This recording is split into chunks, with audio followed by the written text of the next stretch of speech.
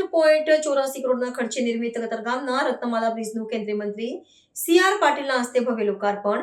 Bridge શરૂ થતા લાખો નાગરિકોને મળશે મોટી રાહત. સુરત મહાનગરના કતારગામ વિસ્તારમાં નવનિર્મિત રત્નમાલા બ્રિજનું આખરે વિધિવત લોકાર્પણ કરવામાં આવતા સ્થાનિક નાગરિકોની વર્ષો જૂની પ્રતીક્ષાનો અંત આવ્યો છે. કેન્દ્રીય મંત્રી શ્રી સી.આર. પાટીલ અને સુરત શહેરના મેયર શ્રી દક્ષેશ માવાણીની પ્રેરક ઉપસ્થિતિમાં મહત્વપૂર્ણ માળખાકીય સુવિધાને જનતા માટે ખુલ્લી મૂકવામાં આવી છે. આ બ્રિજ શરૂ થવાથી કતારગામ અને અમરોલી વિસ્તાર વચ્ચેના પરિવહન વ્યવહારને નવી ગતિ મળશે અને ટ્રાફિક નિયમનમાં પણ સુધારો જોવા મળશે.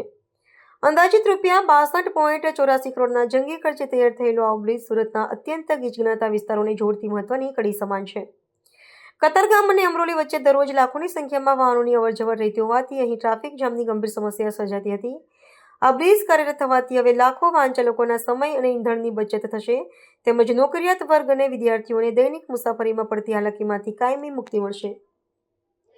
અત્રે ઉલ્લેખનીય છે કે આ પ્રકલ્પની કામગીરીમાં થયેલ અસહ્ય વિલંબ અને ધીમી પ્રગતિને કારણે ભૂતકાળમાં અનેક વિવાદો સર્જાયા હતા અને સ્થાનિક રહીશોમાં પણ તંત્ર સામે નારાજગી પ્રવર્તી રહી હતી. જોકે આજરોજ આ લોકાર્પણ સંપન્ન થતા તમામ વિવાદો પર પૂર્ણવિરામ મુકાયું છે.